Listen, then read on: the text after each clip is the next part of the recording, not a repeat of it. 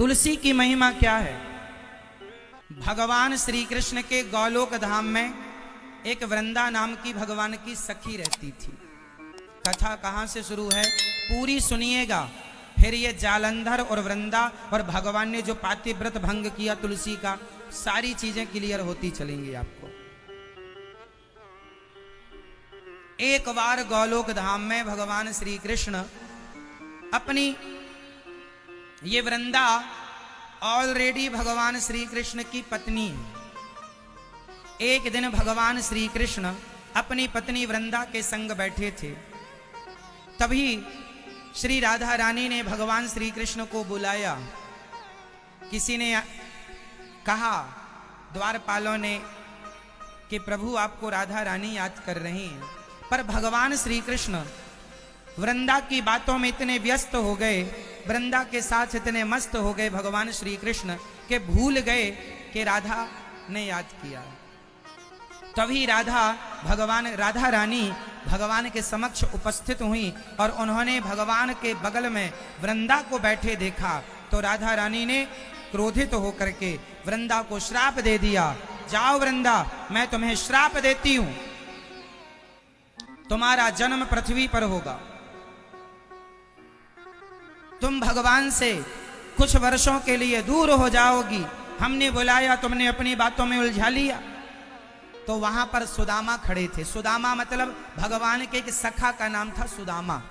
भगवान के एक मित्र का नाम भी है सुदामा, जिसे आप श्री दामा भी कहते हैं। श्री दामा तो भगवान के एक मित्र थे, सखा थे। ये घटना गौलोक धाम की है।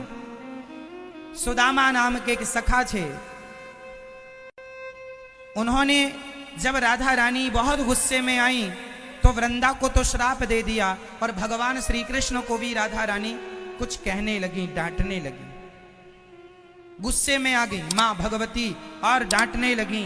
तो श्री दामा को लगा, उन्होंने राधा रानी से कहा, मां भगवान है, इन्हें मत डांटिए, इनकी क्या गलती है। बात निकल गई, स्लिप हो गई दिमाग से। तुम बीच में बोलते हो, जाओ तुम राक्षस हो जाओ। जब राधा रानी ने सुदामा को श्राप दिया, श्री दामा को श्राप दिया,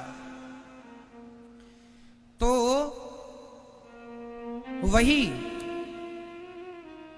कहा कि शंखचूड़ बन जाओ तुम, श्राप दे दिया। अब राधा रानी का जब गुस्सा शांत हुआ तब जाकर के उनको याद आया कि मैंने कितना बड़ा अपराध कर दिया। तो जो श्री दामा था वो रोने लगा। राधा रानी ने कहा, अच्छा ठीक है, मेरा श्राप, तुम राक्षस तो बनोगे पर आधे क्षण के लिए।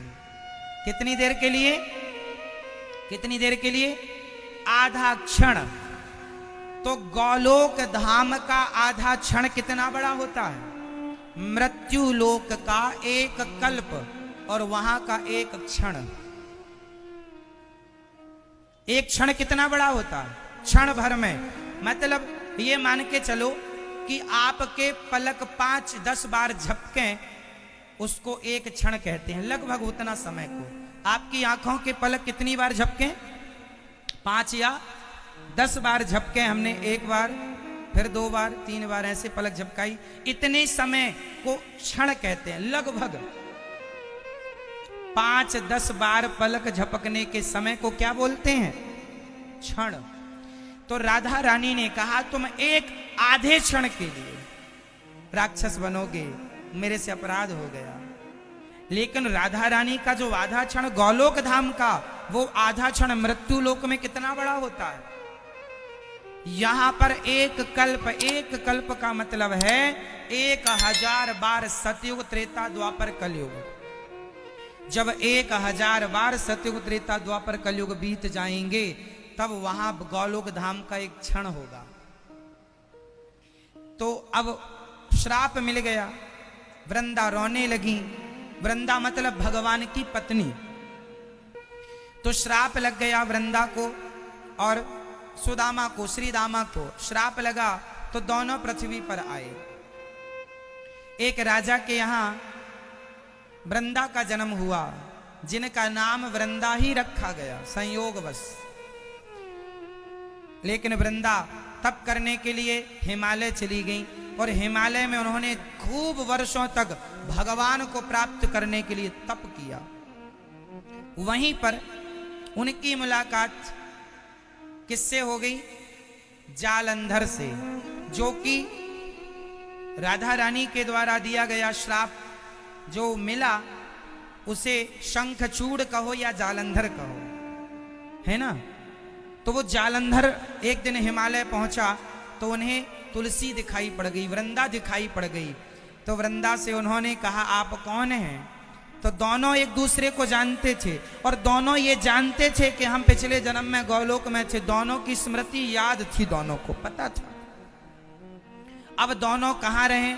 तो दोनों ने शादी कर ली और जालंधर शादी करके वृंदा को ले आया और जालंधर वृंदा के तप से, त्याग से, पातिव्रत धर्म से बहुत समय तक राज्य किया। चूंकि राक्षस था, श्राप से राक्षस हो गया तो राक्षस बुद्धि हो गई, देवताओं को कभी सताने लग जाए कभी।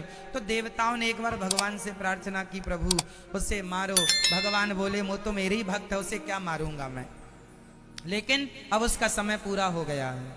तो क्या हुआ कि एक दिन भगवान शंकर जी भगवान नारायण के पास गए, बोले ये बहुत सता रहा है जालंधर, क्या किया जाए।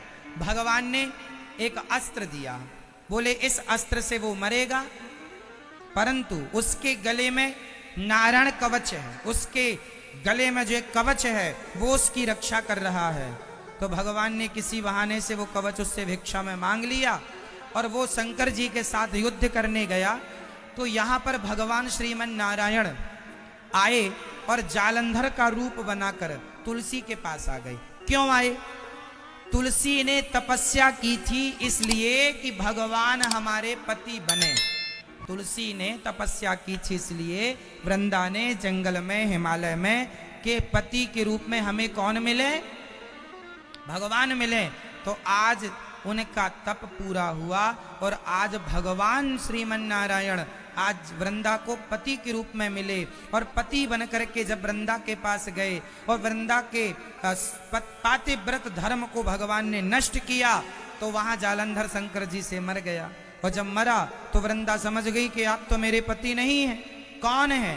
तो भगवान प्रकट हो गए, देवी आपने मुझे अपने पति के रूप में प्राप्त करने की जो तपस्या की थी इसलिए मैं आपका पति बना।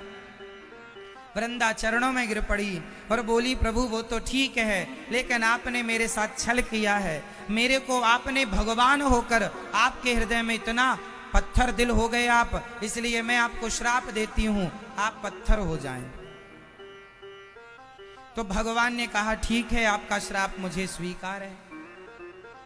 भगवान बोले अब तुम सदा के लिए मेरे संग चलो। तो वृंदा ने तुरंत अपने प्राण त्याग दिए। तो वृंदा का मरा हुआ शरीर पानी बन के बहने लगा, वही शरीर है गंडकी नदी। तो वृंदा का शरीर जो पानी बनकर बहा उसी को आज हम कहते हैं गंडकी नदी। और जो भगवान को पत्थर बनने का श्राप मिला तो वो है शालिग्राम भगवान, जो कि गंडकी नदी में ही रहते हैं। मैं तेरे पास रहूंगा। तो गंडकी में शालिग्राम भगवान रहते हैं। तुलसी के केशों से, तुलसी के बालों से, केशों से ये तुलसी का पौधा तैयार हो गया। और भगवान ने कहा तुलसी अब ये तुम्हारे बिना ना मैं भोग लगाऊंगा ना मैं शयन करूंगा, अब तुम सदा मेरे संग रहो। तो एक रूप से तुलसी वृंदा सदा गौलोक धाम में भगवान के हृदय में निवास करती हैं। कहाँ निवास करती हैं? हृदय में। एक रूप से वो इस मृत्यु लोक में हम सभी के मध्य तुलसी के रूप से प्राप्त हैं और एक रूप से वो गंडकी माता के नाम से जानी पहचानी जाती हैं। ये माता तुलसी की पावन चर्चा है।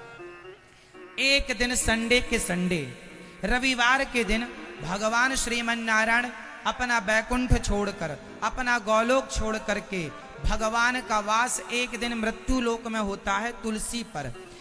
तुलसी तो सदा भगवान के हृदय में रहती हैं, लेकिन जो मृत्यु लोक की तुलसी है, जैसे हम वृंदा कहें, तुलसी कहें, संडे को तुलसी क्यों नहीं तोड़ी जाती? संडे को तुलसी नहीं तोड़ी जाती। कारण क्या है? इसलिए नहीं तोड़ी जाती कि संडे के दिन भगवान अपना बैकुंठ गौलोक छोड़कर तुलसी पर निवास करते हैं। तो तुलसी ना तोड़ी जाए इसलिए कि उस दिन भगवान और तुलसी संग रहते हैं, तो हम हिला डुला कर पेड़ को डिस्टर्ब। तुलसी नहीं है तो तुलसी की माला, ये तुलसी की काष्ठा से बनी माला है। जब आपके पास तुलसी पत्ता ना हो तो तुलसी आप भोग लगाएं, तो तुलसी ये वाला स्पर्श करा दें तो भी तुलसी चढ़ी मानी जाएगी। तुलसी जो लोग गले में पहनते हैं, तुलसी जो लोग गले में धारण करते हैं, भगवान कहते हैं कि उन भक्तों का कभी यमराज दर्शन भी नहीं करते, वो सीधा मेरे धाम को आते हैं। तुलसी की महिमा। मरने के पहले जो आदमी तुलसी का एक पत्ता मुख में रखता है, इसलिए मैं आपसे कहता हूं रोज ठाकुर जी को तुलसी चढ़ाया करो और तुलसी चढ़ाकर एक पत्ता अपने मुंह में रखा करो। रोज तुलसी का एक पत्ता अंदर जाएगा। आज आपने तुलसी मुंह में रखी और अंदर कर ली और आज ही प्राण निकल गए तो आपके अंदर तुलसी रहेगी। इसलिए ये तुलसी कितनी महिमा है कि जो तुलसी का सेवन करते हैं, तुलसी मय जल से ठाकुर जी को स्नान कराते हैं, जो भगवान को केवल तुलसी का पत्ता चढ़ा देते हैं, शालिग्राम भगवान को, उन्हें कई कई यज्ञ करने का पुण्य एक पत्ते से मिल जाता है। पत्रम पुष्पम फलम तोयम यो में भक्त्या प्रयच्छति। तुलसी की बड़ी महिमा है, इसलिए तुलसी गले में पहना करो। कितना भी सोना चांदी पहने हो आप लोग फैशन के लिए, तुलसी वुलसी आपको अच्छी नहीं लगती, महाराज कौन लकड़ी पहने, लेकिन जब आखिरी समय काम यही आएगा, सोना सब उतर जाएगा। आप लोग जब मरोगे तो आपके जो नाक में आपने सोने की लौंग पहन रखी है, ये भी उतर जाएगी।